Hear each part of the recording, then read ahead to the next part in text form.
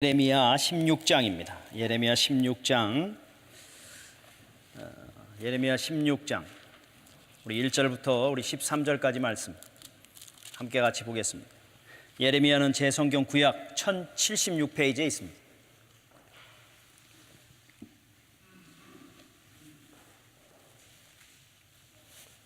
예레미야 16장 1절부터 13절까지 말씀입니다. 제 성경으로 구약 1076페이지 모두 찾으신 줄 알고 제가 봉독해 드립니다.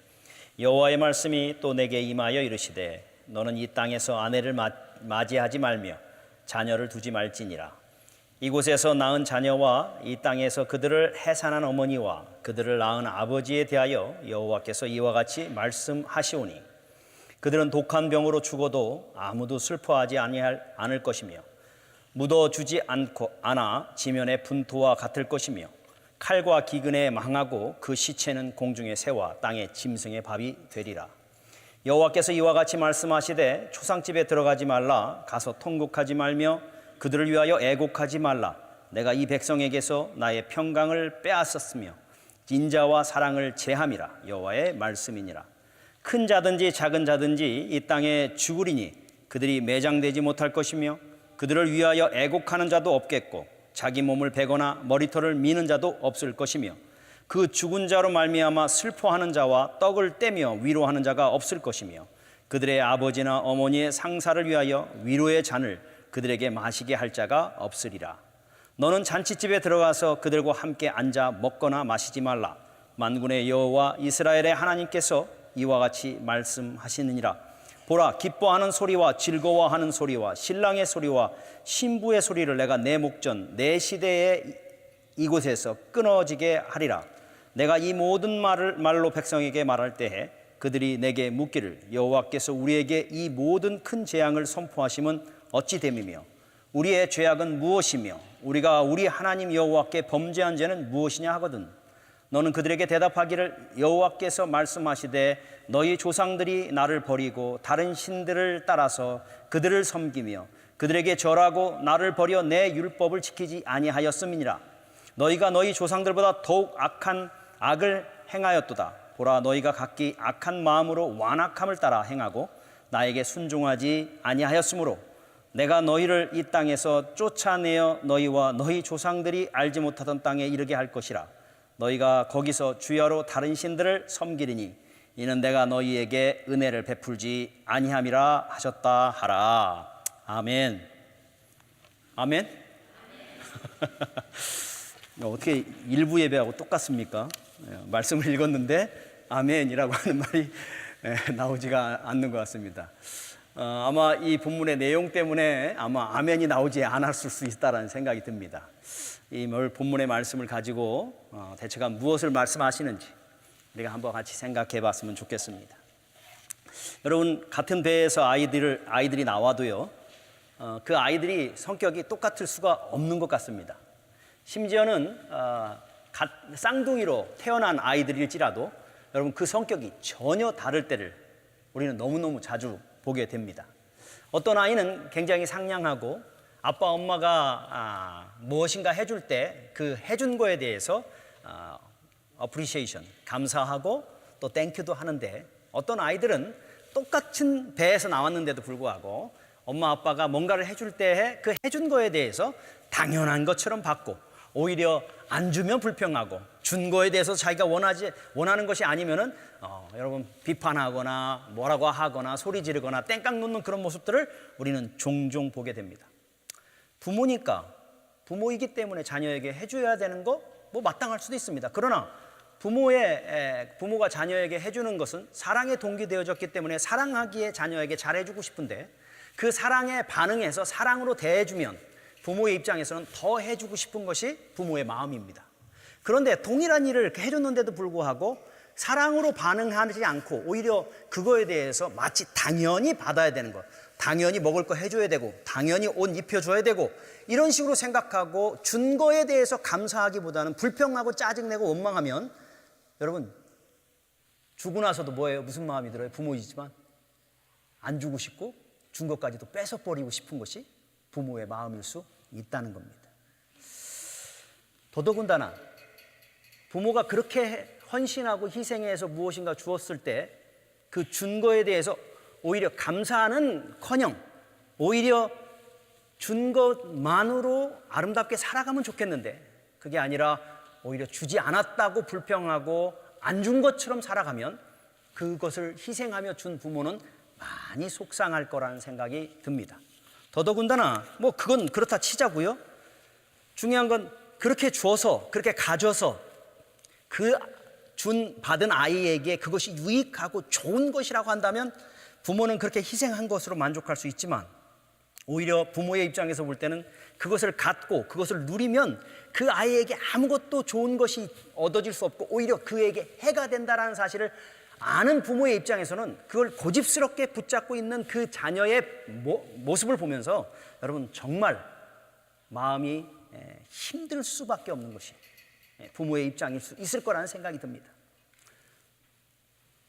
물론 어떻게 살아라, 어떻게 해라 라는 것을 안 가르쳐줬다면 모르기 때문에 그럴 수 있다고 하지만 그것을 계속해서 수없이 반복해서 왜 그렇게 살아야 되고 무엇을 위해 살아야 되는지를 가르쳤는데도 불구하고 여전히 마치 안 받은 것처럼 생각하고 오히려 다른 사람, 다른 속이는 자에게 속아 그의 인생을 망치는 그 모습을 바라본다면 부모 입장에서는 어떨까요? 속이 뒤집힐 거라는 생각이 듭니다.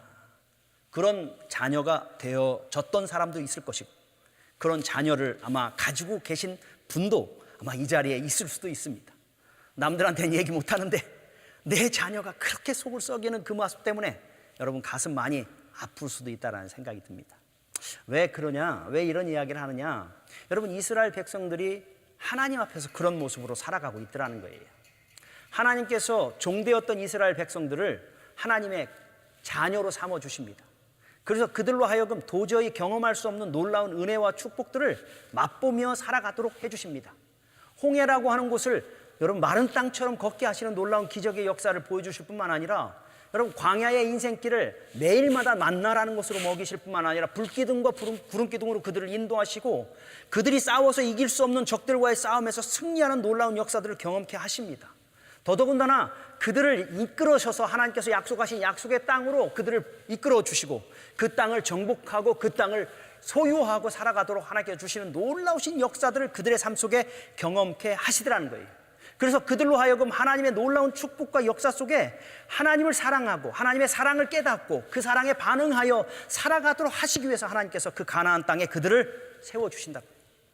그래서 정말 광야 같은 인생길이 적과 꿀이 흐르는 땅에 변화된 놀라운 역사들을 그들의 삶 속에 보게 하시더라는 거예요. 그렇다면 여러분 하나님이 그들에게 기대하는 게 무엇일까요? 그 하나님의 사랑에 사랑으로 반응해 주기를 정말 원할 겁니다. 그런데도 불구하고 여러분 그들이 어땠어요? 조금 등 따숩고 배부르니까 언제 하나님이 그렇게 해줬냐는 거예요. 내가 내 능력으로 살았다고 생각하고 더더군다나 그것만으로 만족하고 살면 좋은데 그들을 유혹하는 자들에게 가서 하나님께서 베풀어 주신 그것들을 그들에게 바치면서 하나님 아닌 것을 하나님으로 섬기고 그들이 마치 그들에게 그 축복을 한 것처럼 그 다른 신들을 음흉하게 섬기는 그 기가 막힌 상황 속에 있더라는 거예요. 그것만 해도 좋겠습니다. 그런데 그들에게 그것이 생명으로 이끄는 길이냐? 아니더라는 겁니다. 그들을 멸망케 하고 죽이는 것인데도 불구하고 오히려 그 하나님을 하나님으로 인정하기보다는 그 하나님의 사랑에 사랑으로 반응하기보다는 오히려 다른 신들을 섬기고 멸망으로 가는 일을 마치 자랑스럽게 가고 있을 때 여러분 하나님 심정이 어떨까요? 속이 뒤집힌다는 거예요. 그게 하나님의 지금 상황이고 이스라엘 백성들의 상황이라는 거예요. 그런 그들을 향해 하나님께서 뭐 하셔요? 모르니까 그럴 수 있다. 그래서 하나님이 누구를 보내냐면 선지자들을 통해서 계속해서 너희들 돌아와라. 너희들이 서야 될 자리가 여기다. 너희가 누려야 될 것이 이거고 너희가 바라봐야 될 게 누구다라는 것들을 계속해서 가르쳐 주십니다. 그런데도 불구하고 그들이 어떻게 해요? 시끄럽다는 거예요. 떠들지 말라는 거예요. 언제 하나님이 줬냐는 거예요. 조용하라고 한 번만 더 입을 열면 내가 가만두지 않겠다고 하는 이 기가 막힌 패역의 자리에 이스라엘 백성들이 서 있더라는 거예요. 하나님이 수없이 많은 사람들을 통해 수없이 많은 말로 그 이스라엘 백성들로 하여금 서야 될 자리, 하나님의 자녀가 서야 될 그 자리에 서도록 하나님은 요구하셨음에도 불구하고 결국 그들은 그 하나님의 음성조차 듣기를 싫어했고 그것을 배반하는 그런 무서운 자리에 서 있더라는 겁니다. 여러분, 그들에게 남은 건 뭘까요? 멸망입니다. 그들에게 남은 건 패망입니다. 하나님은 그런 그들을 향해 끝까지 사랑하셔서 하나님이 샘플로 보여주셔요. 너희들 이렇게 하면 멸망받을 수밖에 없어. 정말 멸망받지 않냐라는 것을 누굴 통해 보여주냐면, 북이스라엘과 남유다로 이스라엘이 나눠져 있었을 때 북이스라엘을 아시리아에게 멸망받게 하는 그것을 통해, 봐라, 하나님 앞에 서지 못하면 이렇게 멸망받는다는 것을 남아있는 남유다에게 보여줍니다. 그러니까 너희들 이제 그 하나님 바라보고 너희가 의지하고 너희가 신뢰하는 세상을 의지하지 말고 그 하나님 앞에 다시 한번 서라고 그렇게 간곡히 부탁하고 보여주는데도 불구하고 결국은 그들은 또다시 실패의 자리에 있게 되어지는 그 상황까지 오게 되어지더라는 거예요. 그런 상황 속에서 하나님께서 또다시 보낸 것이 오늘 우리가 읽었던 예레미야라고 하는 선지자입니다. 예레미야가 그 마지막 선지자, 그들이 멸망하는 걸 보고 멸망과 함께 멸망하는 그것을 함께 목도했던 사람이 바로 예레미야입니다. 그러게 마지막 선지자처럼 그들에게 끝까지 하나님께서 하나님의 마음, 너희들 하나님 앞에 돌아오지 않으면 이러한 심판을 받을 수밖에 없다라는 무서운 심판의 이야기를 예레미야를 통해서 또다시 하나님은 그들에게 외치게 하더라는 겁니다. 그런데 오늘 예레미야를 통해서 어떻게 외치게 하냐면요, 때로는 하나님께서 많이 자주 쓰는 방법인데 시청각 교육을 통해서 하나님께서 하나님의 메시지를 전합니다. 다른 때는 말로만 이야기합니다. 말로 이야기하면 들어요, 안 들어요? 잘 안 들어요. 쉽게 잊어버려요. 그러니까 여러분, 비저블하게 보여지는 것으로 그 메시지를 전달하는데, 하나님이요, 예레미야만 통해서 하는 게 아니라 다른 선지자들을 통해서도 그걸 합니다. 여러분이 잘 아는 호세아라는 선지자 아시죠? 호세아가 누구하고 결혼해요? 고멜이라고 하는 창녀와 결혼합니다. 왜 하나님이 그렇게 결혼하라고 그래요? 이스라엘의 영적 상태가 이 창녀와 같은 상황에 있다는 거예요. 그럼에도 불구하고 내가 사랑해서 너희를 또다시 구원하고 또다시 아내로 맞이한다라고 하는 것을 보여주기 위해서 여러분, 호세아라고 하는 선지자에게 이 시청각 교육을 통해 세상에 보여주게 하시더라는 거예요. 이사야도 그러고요. 세례 요한 같은 경우 여러분 뭐예요? 광야에 살면서 메추기와 석청을 먹고 메뚜기와 석청을 먹으면서 가죽옷만 입고, 이게 뭐예요? 하나님 앞에 바라보고 살아가라고 하는 메시지를 주기 위해서 하나님께서 이런 시청각 교육을 해주시는 거예요. 그것처럼 오늘 예레미야를 통해서도 시청각 교육을 통해 하나님의 마지막 심판의 경고의 메시지를 오늘 선포하고 있다는 겁니다. 그 내용이 여러분 우리가 읽었던 말씀이고, 그 내용의 말씀을 이해했다면 우리가 결코 아멘이라고 나오기가 힘들 만큼의 어려운 메시지일 수 있다는 겁니다. 어떤 시청각 교육인지, 첫 번째 것이 얼마만큼의 심각한 메시지를 전하는지 한번 같이 잠깐 살펴보면 좋겠어요. 예레미야를 통해서 첫 번째 시청각 교육이 뭐예요? 1절 뭐예요? 너 장가가지 말라는 거예요. 그리고 너 애도 낳지 말라는 거예요. 여러분, 결혼이라는 건 하나님의 축복입니다. 하나님께서 최초에 세상을 창조하시면서 가장 먼저 창조하셨던 공동체가 있다면 가정입니다. 남자가 그 부모를 떠나 아내와 하나 되어지는 이것은 하나님께서 만드신 창조였고, 너희는 번성하라고 축복하는 축복이 이 결혼을 통해서 이루어졌어요. 그러기에 이스라엘 백성들에게 결혼은 하나님의 축복의 상징이고, 또 결혼을 통해서 자녀를 낳는 것은 여러분 축복의 여러분 모습인 거예요. 그래서 자녀를 많이 낳은 사람을 뭐라고 얘기하냐면 장수가 화살을 전통에 많이 가지고 있는 것과 같은 것이다 라고 얘기하는 만큼 자녀를 다산하는 것, 이것이 여러분 큰 축복인 거예요. 제가 이번에 저 밑에 뉴저지의 기도원에 갔는데 거기 바로 옆에 사는 사람이 주이신데 15명의 아이를 낳대요. 15명. 그 얘기를 듣는데 정말 이게 축복인 것처럼 생각하는 사람들은 이렇게 나올 수도 있다라는 생각이 들더라고요. 자기는 너무 행복하다는 거예요. 그렇게 얘기하는데 여러분, 그런 상황들, 그런데도 불구하고 오늘 뭐라고 그래요? 너 장가가지 말라는 거예요. 너 장가 가서 애도 낳지 말라는 거예요. 물론 장가를 못 가면 애도 못 낳겠지만 이런 기가 막힌 상황에 있다는 건 뭐예요? 바로 저주받은 자의 자리에 있다라는 것을 말하고 있는 거예요. 왜 하나님은 예레미야에게 장가 가지 말라고 얘기할까요? 왜냐하면 지금 장가 가지 않는 저주보다도 더 무서운 저주가 누구에게 임할 거예요? 이스라엘 백성들에게 임할 거라는 거예요. 어느 정도 심각한 무서운 심판이 임하느냐면 4절 보세요. 그들은 독한 병으로 죽어도 아무도 슬퍼하지 않을 것이며 묻어주지도 않아 지면에 분토같이 될 거라요. 더 기가 막힌 건 칼과 기근에 망하고 그 시체는 공중의 새와 땅의 짐승들의 밥이 되어지는 이 기가 막힌 일이 지금 누구에게 있어요? 이스라엘 백성들에게 임할 거기 때문에 자녀를 낳고 자녀가 네 보는 눈앞에서 맺힘을 받고 독한 병으로 죽는 그 모습을 보는 것은 너가 지금 결혼하지 않는 것보다도 더 잔인할 수 있다라는 거예요. 그 일들이 오늘 일어날 거기 때문에 너 오늘 장가 가지 말고 시집 가지 말라는 거예요.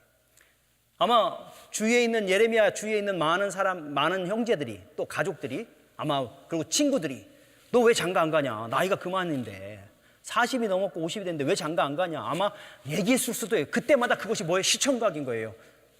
마치 저주받는 것보다 이것보다도 더 심각한 심판이 오늘 너희들에게 임할 거라는 것을 하나님은 나를 통해 보여주고 있다는 것을 오늘 메시지를 전달하고 있더라는 겁니다.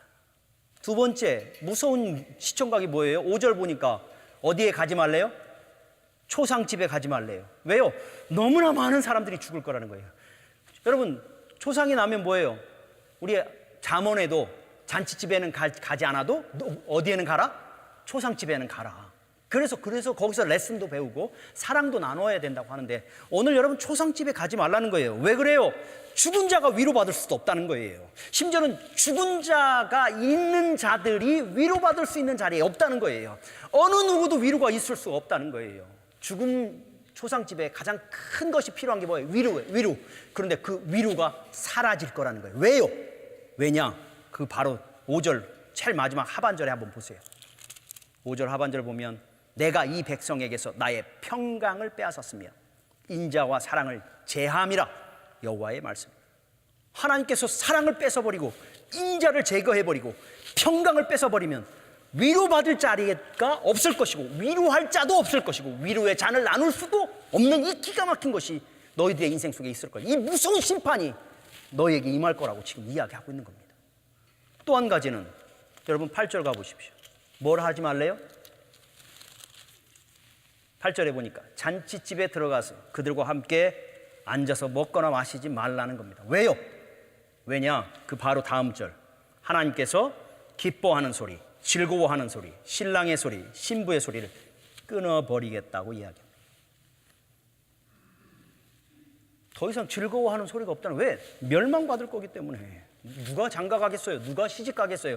그 당시 이스라엘에서 가장 최고의 기쁨을 누릴 수 있는 곳이 여러분 결혼식이었어요. 결혼식은 일주일 이상 합니다.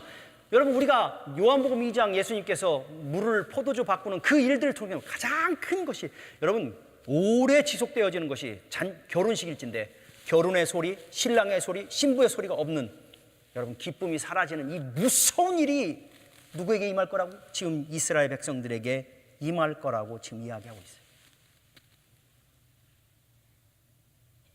이런 무서운 심판을 예레미야를 통해서 그들에게 또다시 선포합니다. 얼마나 무서운 상황입니까? 그런데 12절 보니까 왜 그런 일들이 일어나요? 그들의 마음이 악한 마음이고 완악한 마음으로 행하고 이전에 있었던 조상들보다 더 악한 자리에 서서 그들이 고집스럽게 그들의 삶을 살아갈 때 결국 순종하지 않는 자리에 있을 때 하나님께서 그 일을 이행하시고 시행하도록 하시겠다고 이야기합니다. 이 일이 일어나요? 안 일어나요? 일어납니다. 몇 년 후, 조금 후 바벨론이라고 하는 나라가 이스라엘에게 3차 침공해 완전히 여러분 이스라엘을 초토화시키고 멸망시키는데 하나님의 성전 예루살렘 성도 그 돌 위에 돌 하나도 남지 않을 만큼 완전히 초토화시켜버리고 모든 사람들은 포로로 끌려갈 뿐만 아니라 심지어는 아이들은 돌에 맺혀져서 죽는 이 무서운 일들이 여러분 곧 금방 일어나게 되어지더라는 거예요. 이 일을 지금 예레미야가 선포하고 있습니다. 그런데 오늘 성경은 여러분 그 모든 일들이 왜 그렇게 일어나게 되는지를 13절 제일 마지막에 이렇게 얘기합니다. 한번 보실까요? 13절 제일 마지막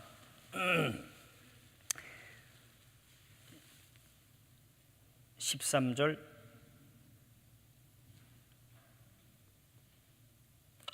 죄송합니다. 16장 13절. 이는이란 단어가 나오죠. 거기서부터 읽겠습니다. 이는 내가 너희에게 은혜를 베풀지 아니함이라 하셨다 하라.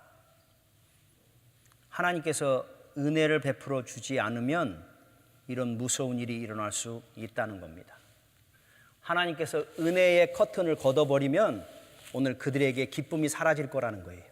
하나님께서 오늘 은혜의 커튼을 걷어버리면 그들에게 평강이 있을 수 없고 위로받을 자가 위로받을 수 없는 기가 막힌 일이 있고 그들에겐 죽음과 멸망과 심판만이 있을 수밖에 없다는 겁니다.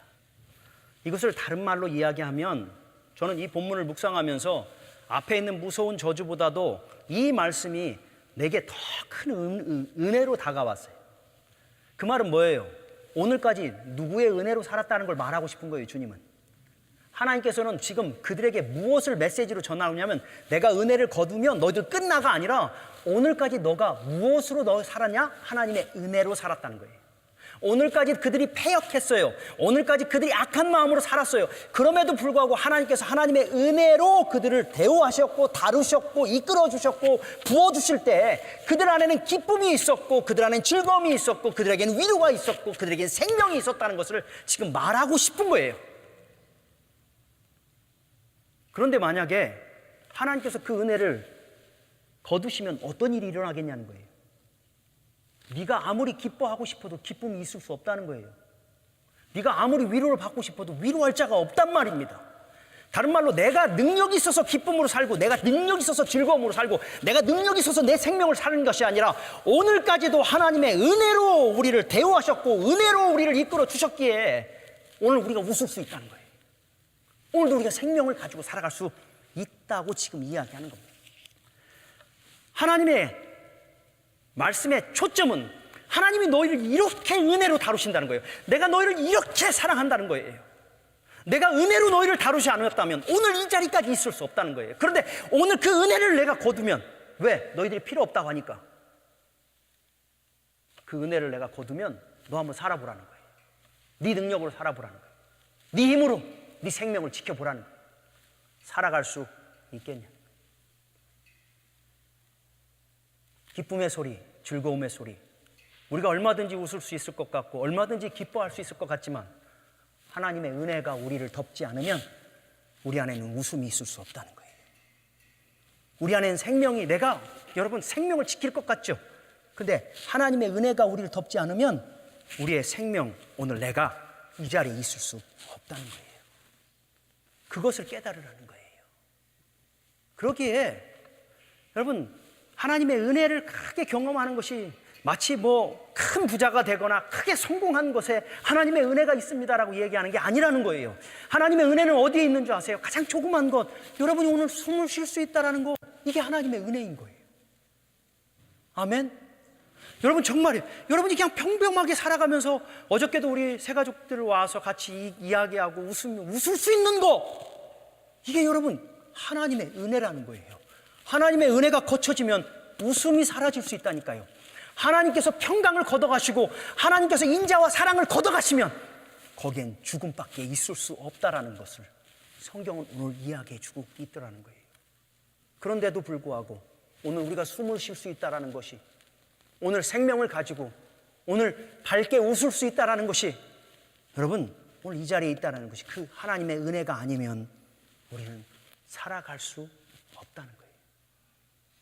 그래서 여러분 오늘 이 아침 찬양, 은혜의 찬양만 계속했는데 하나님의 은혜가 아니면 오늘 우리는 이 자리에 있을 수 있는 사람들이 아니에요. 그런데 하나님의 은혜가 오늘 우리를 여전히 덮고 계시고 여전히 이끌어 주셨기에 오늘 이 자리에 있다는 겁니다. 이스라엘 백성들이 오늘까지 살 수 있었던 이유가 뭐예요? 자기들이 잘나서요? 자기들이 능력이 있어서요? 자기들이 힘이 있어서요?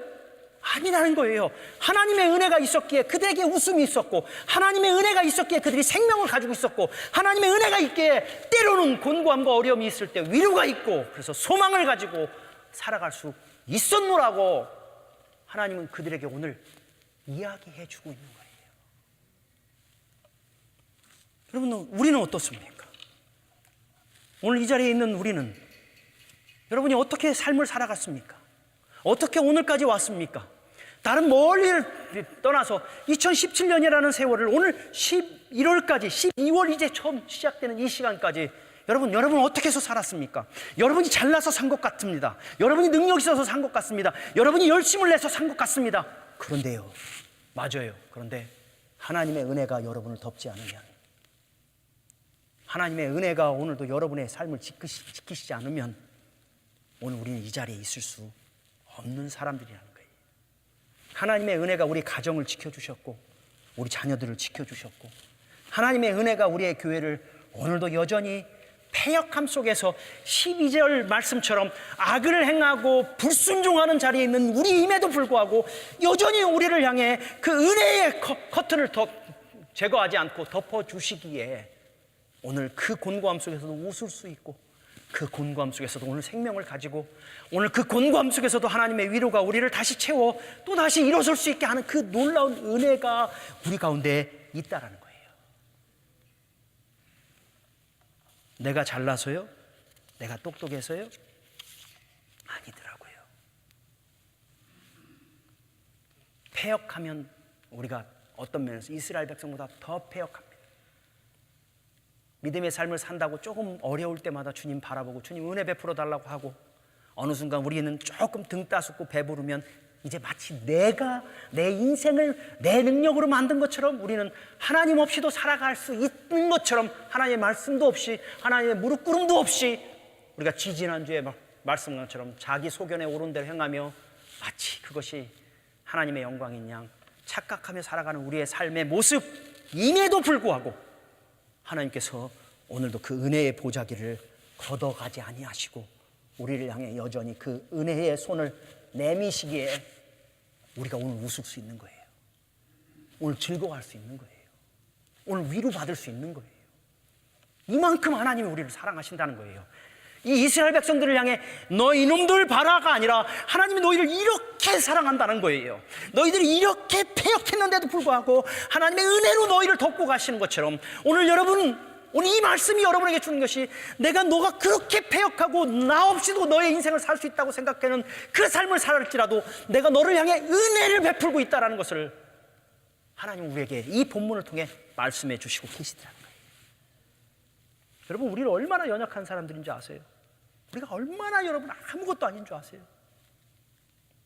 포항에 지진이 5.6인가 났어요. 여러분, 땅이 흔들리고 건물이 흔들릴 때 여러분 어때요? 그 전까지는 막 너무 행복하게 막 하하하 호호호 웃던 사람도 땅이 흔들리고 건물이 흔들리니까 뭐예요? 신발도 못 신고 튀어나가요. 그래서 길거리에서 어느 순간 여러분 가졌던 그 기쁨 다 사라져버리고 두려움과 공포 속에 어떻게 될까 모르게 살아가야 되는 것이 우리의 인생이에요. 그 땅 조금 흔들렸다고 그것 때문에 내 마음이 흔들려버리고 내 모든 기쁨을 잃어버리는 인생이 바로 우리란 우리. 뭐 대단합니까? 내가 능력 있어서 살았어요? 그 무수한 무수한 지진, 허리케인, 내가 마치 피할 수 있어서 여러분 내가 살았습니까? 하나님 오늘도 은혜의 장중에 오늘도 우리를 붙잡고 계시기에 생명을 유지하시고 오늘도 이 자리까지 이끌어가시고 위로하시고 힘을 주시고 지혜도 주시고 기쁨도 주시고 웃을 수 있는 것도 주시고 만남도 주시고 이 모든 것들을 우리에게 주셔서 오늘 이 자리까지 있게 되었다는 거예요.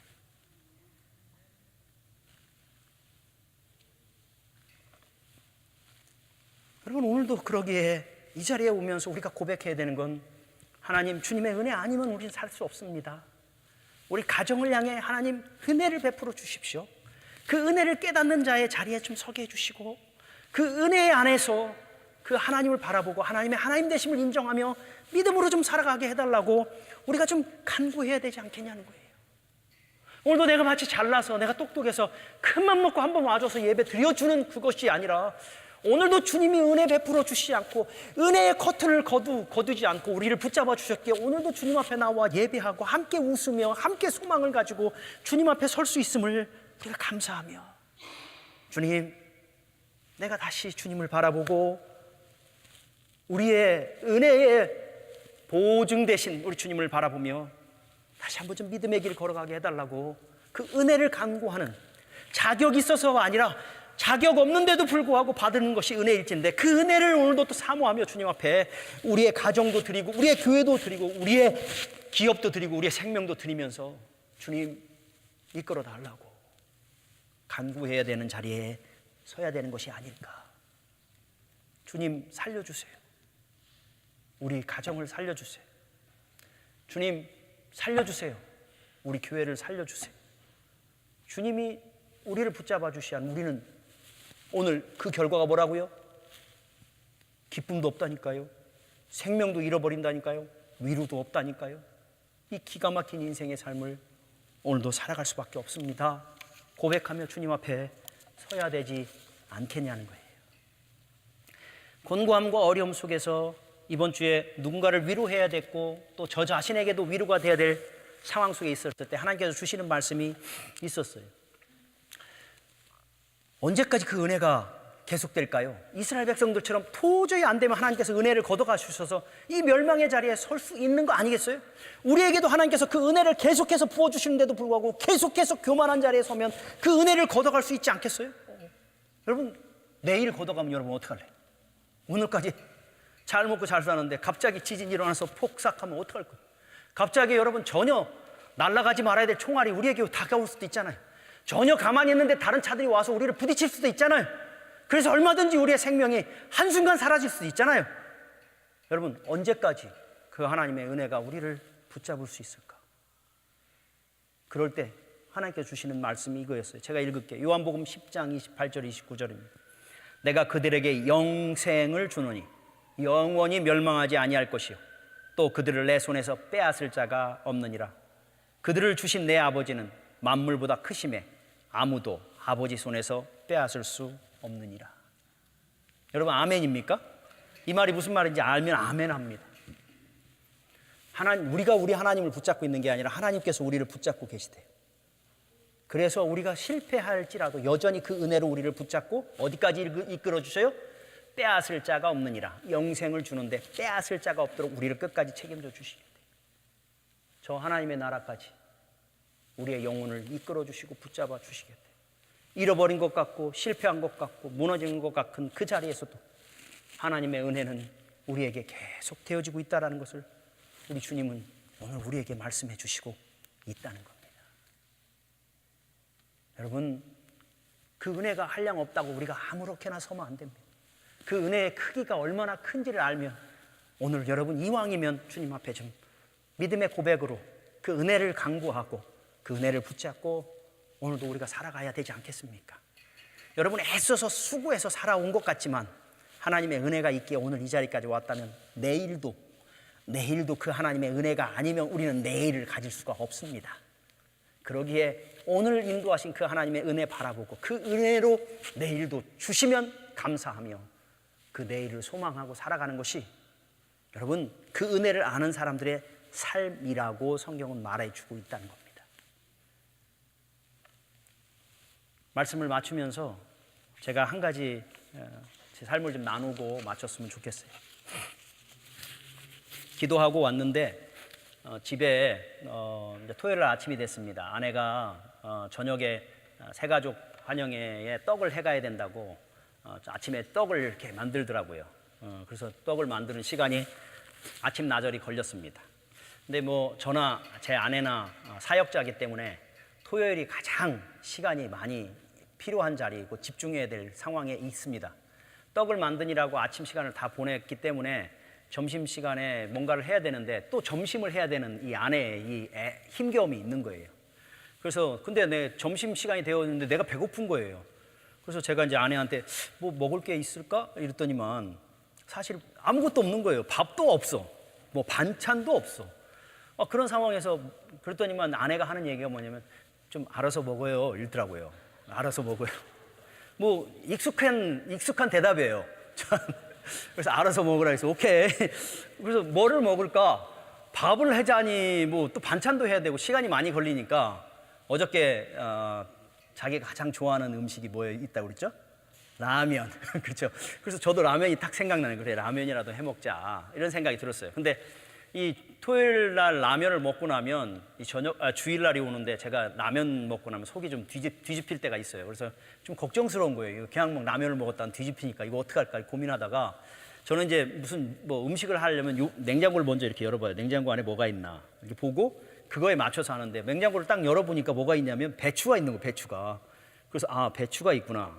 그래서 냉동실을 또 열어보니까 지난번에 먹다 남은 고기 슬라이스 된 고기가 이렇게 뭉쳐져 있더라고요. 그래서 그래 이거면 되겠다 이런 생각이 딱 들어서 배추를 꺼내서 이렇게 잘라서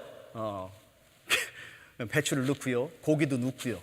그러고선 라면 스프를 집어넣고 라면을 집어넣었어요. 그래서 그렇게 먹으면 맛있겠구나 이런 생각이 들어서 했는데 어떨까요? 생각보다 맛있어요. 생각보다 정말 맛있어요. 그래서 그렇게 해서 제가 이제 먹으려다가 나만 먹으면 좀 미안할 것 같아서 혹시나 해서 라면 했는데 내려와서 밥 먹을 사람 내려와 그랬더니만 다 내려오는 거예요. 그래서 뭐 많지는 않았고 제가 먹으려고 하니까 라면 2개 삶고 이렇게 했기 때문에 그런 상황인데 그래서 이제 이렇게 같이 이렇게 나눠서 먹으면서 먹었어요. 이렇게 먹고 좀 부족한 마음이 들었지만 어떻게 하겠어요. 그렇지만 이렇게 먹고서 나서 있는데 갑자기 딸아이 하나가 딱 일어나더니만 밥을 다 먹고 나서 지 그릇을 싱크대에다 갖다 놓기 전에 나한테 와가지고 뭐라 하냐면 아빠 땡큐 이러면서 이렇게 한번 헉을 해주는 거예요. 근데 너무 신기한 건요. 그때 말할 수 없는 넉넉함이 생기는 거예요. 말할 수 없는 기쁨이 생기는 거예요. 뭔가 표현할 수 없는 그 뿌듯함이 있는 거예요. 제가 라면을 잘 끓여서 그건 아니에요. 그리고 걔가 정말 맛있게 먹어서가 아니라 그런 상황 속에서 라면 하나 먹었는데도 나한테 와서 아빠 땡큐 하고 가는데 마음이 막 다 쫙 풀리는 거예요. 제가 그걸 이렇게 느끼면서 물론 말씀을 이제 전달해야 되니까 묵상하고 있었던 상황인지라 더더욱 그랬는지 모르지만 제가요 우리 주님도 이렇겠구나라는 생각이 들었어요. 우리 주님도 우리에게 사랑을 베풀어 주셔요. 오늘도 말할 수 없는 은혜를 베풀어 주시는데 그 말할 수 없는 사랑, 은혜, 마땅한 건데도 불구하고 하나님 앞에서 너무너무 당연하게 주시는 그 사랑의 은혜인데도 불구하고 여러분 우리가 그 하나님께서 주신 은혜를 기억하고 하나님 땡큐 하면 하나님이 얼마나 행복하실까? 하나님이 얼마나 흐뭇하실까? 내가 아버지로서도 자녀가 그렇게 해주는 거에 대해서 감격하고 기뻐하는데 우리에게 주신 놀라운 은혜가 없으면 살아갈 수 없는 인생인데도 불구하고 그 은혜를 베풀어 주신 걸 깨닫고 그 하나님께 정말 한 번쯤 땡큐라고 할 수 있는 그 자리에 선다면 여러분 하나님이 얼마나 기뻐하실까?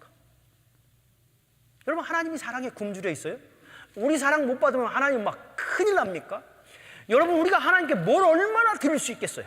집을 사서 드리면 하나님이 감격하겠어요? 그렇지 않다고요. 그런데 가장 작은 것 하나 여러분 우리에게 주신 그 많은 일들 속에 하나님께서 베풀어 주신 것에 대한 그 은혜의 기쁨을 가지고 주님 감사해요 라고 오늘 이 아침 이 자리에 와서 하나님 앞에 땡큐라고 할 수 있을 때 여러분 그것이 얼마나 감격할 수 있을까? 아버지니까 라면 해줄 수 있죠. 그렇기 때문에 다른 자녀들은 그냥 라면 먹고 맛 있니 맛 없니 불편하지만 그 딸 하나 땡큐 할 때 모든 문제가 해결돼. 오늘 여러분이 이 자리에 와서 하나님 내가 나의 나됨이 하나님의 은혜입니다.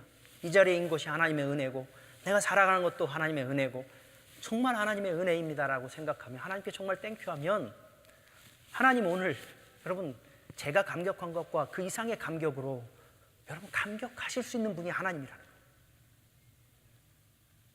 이왕이면 하나님의 자녀로 우리가 태어났고 하나님의 자녀로 이 자리에 불러졌을진데 여러분 이게 맞니 틀리니 그것 때문에 늘 불평하고 짜증내는 그런 또 다른 자녀보다는 오히려 우리에게 주신 조그만 것 하나에도 좀 하나님께 좀 제대로 된 반응을 할 수 있는 그 믿음의 좀 반응을 한다면 여러분 우리 좀 얼마나 하나님이 기뻐하실까 하는 생각이 듭니다. 여러분 2017년 11개월이 지났습니다. 그 11개월 하나님의 은혜가 아니면 살아갈 수가 없었습니다. 그 은혜가 우리를 부어주셨기에 패역하고 완악하고 악을 행하는 그 삶의 모습과 불순종의 우리의 모습 속에서도 여전히 우리를 덮고 이 자리에 왔다면 남은 또 다른 한 달, 또 다른 2018년 주의 은혜가 아니면 살아갈 수 없는 우리 일진데 이제 그 주님의 은혜에 좀 반응할 수 있는 우리가 됐으면 좋겠어요. 조금 주님 감사합니다. 하나님의 은혜 아니면 정말 살아갈 수 없습니다. 아침에 눈을 뜨면 이게 누가 준 거예요? 하나님의 은혜예요. 은혜가 아니면 여러분 우리는 일어날 수도 없어요. 아침에 일어나 밥을 뜰 수 있고 움직일 수 있는 것 누가 은혜? 하나님의 은혜 아니면 살아갈 수 없어요. 오늘도 누군가를 만나서 웃을 수 있고 대화할 수 있고 일할 수 있고 여러분 뭔가를 할 수 있다라고 하는 그 자리에 불러주신 것이 하나님의 은혜예요. 그 은혜에 우리가 반응할 수 있다면 여러분 우리의 마음이 이렇게 강팍할 수 있을까요? 이렇게 메말라갈 수 있을까요? 이렇게 기쁨이 없는 모습으로 살 수 있을까요?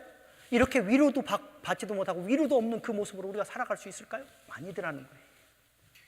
그 은혜 나눌 때 여러분 여기가 밝아질 수밖에 없어요. 여기가 풍성할 수밖에 없어요.